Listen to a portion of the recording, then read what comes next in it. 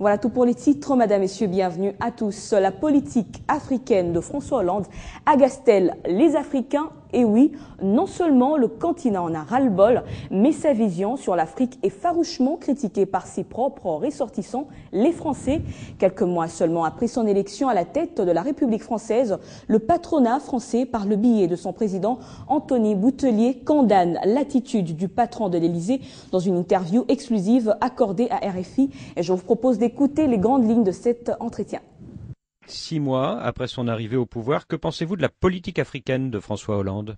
Bien, je crois qu'elle n'est pas facile encore à déchiffrer. Je crois qu'il faut laisser du temps au temps, parce que la dernière manifestation a été le voyage du président Hollande en Afrique, et on a eu d'un côté un bon discours à Dakar avec l'annonce de la fin de la France-Afrique, qui est une excellente nouvelle, et puis, de notre point de vue, un moins bon discours à Kinshasa. Là, on a tenu un discours très moralisateur qui a le don d'agacer terriblement les Africains de quelque tendance qu'ils soient, parce qu'ils ont l'impression qu'il y a une discrimination et que ce genre de discours leur est réservé. C'est-à-dire qu'ils nous disent, mais vous n'auriez pas la même attitude à Pékin ou à Moscou. Donc je crois que nous, les Français, devons être très prudents, non pas qu'on soit contre la démocratie, bien sûr, on préfère que les transitions politiques se passent de façon pacifique, mais la priorité, c'est le développement. À mon avis, à Kinshasa, on a inversé les priorités. Mais quand François Hollande dit que la situation de la démocratie et des droits de l'homme au Congo-Kinshasa est inacceptable, il a tort? Il n'est pas besoin publiquement d'humilier, si vous voulez, des dirigeants africains en leur disant ce que vous faites, c'est pas bien, je vais vous donner des leçons. Voilà. Surtout de la part d'une ancienne puissance coloniale. Il faut quand même qu'on fasse attention. Et quand, à la cérémonie d'ouverture au sommet de Kinshasa, François Hollande oublie de saluer Joseph Kabila, ça vous choque? Ah oui, ça me choque. D'autant, je vais vous dire pourquoi. Parce que il n'aurait certainement pas eu la même attitude en Chine ou en Russie. Vous n'allez pas me dire que la démocratie dans ces deux pays sont des modèles. Autrement dit, où ce type de discours doit commencer et où doit-il s'arrêter? National, le deuxième recensement de la population RDC a été débattu hier jeudi au Palais du Peuple à l'occasion de la journée parlementaire. Cette rencontre était axée sur les plaidoyers pour le recensement général de la population, habitat et planification familiale. Journée parlementaire à l'Assemblée nationale, la commission socio-culturelle s'est retrouvée au Palais du Peuple dans la salle de spectacle où il a été question d'organiser les échanges sur la planification familiale ainsi que l'importance de l'organisation du deuxième recensement général en République démocratique du Congo. Les défis à relever pour l'organisation du recensement général de la population et de l'habitat restent énormes. L'État congolais doit y faire face comme au premier recensement de la population de 1984, financé à près de 80% par le budget national. C'est à peu près le niveau d'engagement des pays africains aujourd'hui. Au regard de l'importance des problématiques posées, les pistes de solutions ont été présentées et le ministère du Plan devra prendre cela en compte. Recensement et planification, ces concepts devront être matérialisés pour l'émergence de la République démocratique du Congo. La question fondamentale est de voir comment nous pouvons quitter le pays, le cercle des pays qui n'ont pas organisé, qui n'ont pas mis à jour leur évaluation. Notre pays, c'est important de le savoir, son dernier recensement remonte à 1980, donc il y a 28 ans. Or, les données d'un recensement ne sont valables que pour 15 ans maximum. La question soulevée par l'honorable Jeannette Kabila il y a quelques mois a trouvé de l'écho parmi les députés. Il y a un besoin réel dans le pays depuis plus de 28 ans. Le besoin pour les décideurs politiques, les citoyens, les jeunes, de savoir à combien nous sommes dans ce pays. Nous sommes dépourvus des éléments fondamentaux pour mener une action de planification économique. En même temps, on ne peut faire une activité économique rentable sans connaître les consommateurs. 28 ans après, le défi de l'organisation du deuxième recensement devra être relevé pour prétendre passer au stade de pays émergents en 2030. Et puis je vous l'annonçais au sommaire de ce journal, l'Association nationale des vendeurs de boissons du Congo vient d'annuler la journée sans boisson qu'elle projetait d'organiser ce vendredi à Kinshasa pour dénoncer la hausse de prix des boissons par la Bralima, une hausse qui serait liée notamment selon la Bralima à la hausse du prix du malt sur les cours mondiales. Alors sur ce plateau, nous recevons le secrétaire général de l'Association nationale des vendeurs de boissons du Congo, Prosper Koukwakana. Bonjour. Bonjour. Tout d'abord, pourquoi ce revirement? D'abord, vous planifiez cette organisation, puis vous l'annulez. Bon, nous ne l'avons pas jusque-là annulé. C'est juste la situation est restée stationnaire vu la réponse du gouvernement qui nous a dit d'un peu attendre parce que nous avons une invitation du ministère de l'économie qui nous reçoit demain 10 heures. Et si réellement qu'on n'a pas de retombées, la situation ne sera pas annulée. Nous sommes à un stade de stationnement. Alors, et là, quand est-ce qu'alors vous projetez une fois quand vous y avez répondu? Bon, si la réponse est positive, certainement que nous n'allons pas organiser cette journée, parce que ce n'est pas notre souci. Nous sommes opérateurs économiques, nous avons besoin de fonctionner pour aider ces pays à émerger. Mais si nous gardons des journées de l'inactivité, c'est une souffrance pour nous-mêmes et pour l'État qui a besoin aussi de voir évoluer ses opérateurs économiques. Alors, Bralima justifie cette majoration de prix par le fait que le prix du malt sur les cours mondiales a augmenté, mais aussi l'augmentation du coût d'électricité et la fin de l'exonération de la TVA sur le fioul. Pensez-vous que ce sont là les vraies raisons? Nous vous dirons, premièrement, ce ne sont pas de vraies raisons, parce que si cela n'était le cas, nous sommes en point de réguler ce secteur par le biais du ministère de l'économie sur l'ordre du chef du gouvernement.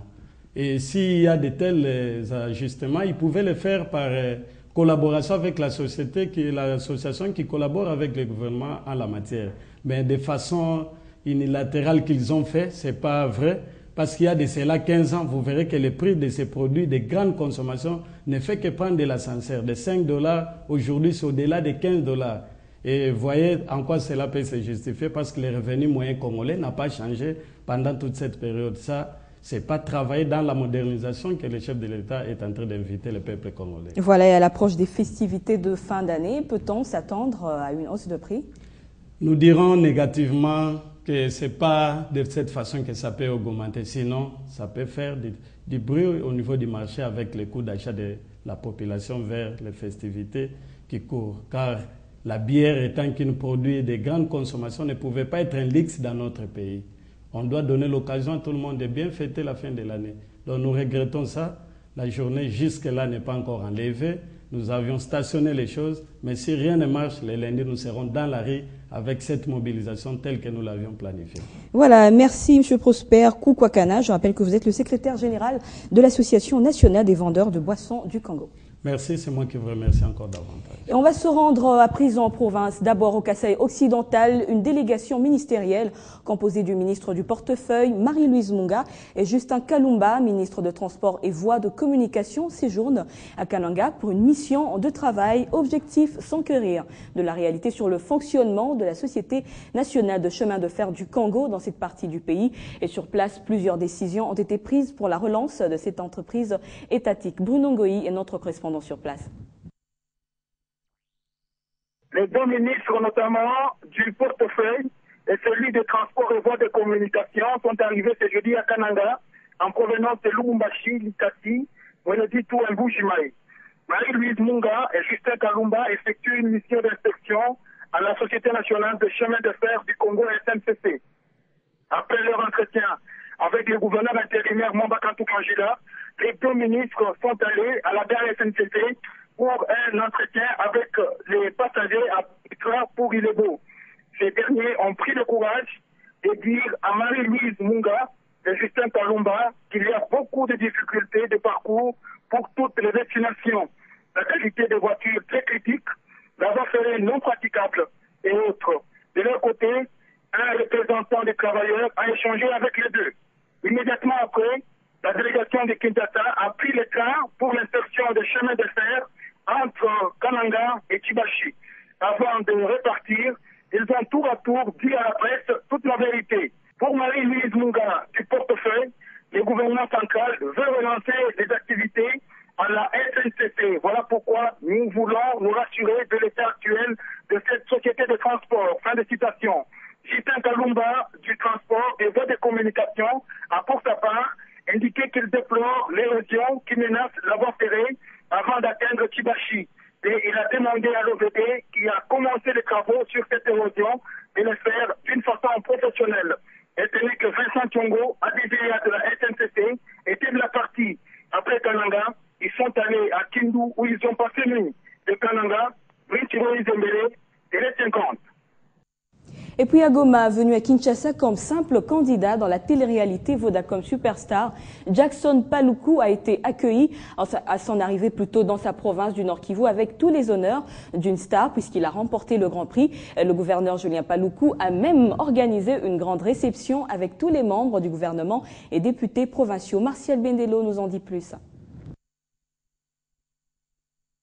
De retour dans sa province, la Superstar Vodacom saison 3 a été accueillie à Goma avec pompe par le gouverneur du Nord Kivu. Dans ce mot, Julien Paluku a profité de rappeler que la victoire et la joie qu'offre Jackson Paluku au Nord Kivusien est un signe dont les Congolais ont besoin d'une autre vie que celle de la guerre. Au même moment, le gouverneur a justifié sa raison de s'intéresser à ce genre d'activité. C'est la politique du soutien de la jeunesse dans sa province, ce qui doit s'effectuer sous diverses manières. Pour le premier citoyen de la province Nord Kivu, le soutien à Jackson Paluku n'est pas une perte, plutôt un investissement. Julien Paluku, comme il l'avait fait à l'autre superstar de sa province, Innocent Baloumé, l'autorité provinciale a offert à Jackson Paluku un cadeau d'une Jeep et aux deux autres candidates du Nord Kivu qui sont revenus ensemble avec la superstar. Elle les a félicités avec 1 000 $ chacune. Julien Paluku appelle à cette occasion les jeunes à exposer chacun son talent tout en leur promettant son soutien avant de saluer tous les habitants du Nord Kivu qui ont manifesté encore une fois l'unité et la solidarité, a-t-il dit, à travers cette victoire de Jackson Paluku. Il s'est de signaler que c'est ce vendredi 9 novembre que la Superstar Vodacom saison 3 est entendue dans son fief, la ville de Butembo, où toutes les couches de la population sont mobilisées pour l'accueillir. Martial Bendelo, Télé 50. Situation sécuritaire au Mali, controverse autour d'une intervention militaire pour reconquérir le nord du Mali occupé par le rebelle islamiste. Vous le savez, un concept stratégique a été adopté par les chefs d'état-major de la CEDEAO. Cette nouvelle ne rencontre pas l'assentiment du groupe islamiste et Touareg en Sardine qui occupe le nord du Mali avec d'autres groupes armés, mais également l'Algérie pour qui l'argument selon lequel le nord du Mali pourrait se transformer en base arrière d'Al-Qaïda ne tient pas debout, selon le ministre algérien de l'Intérieur, Gloria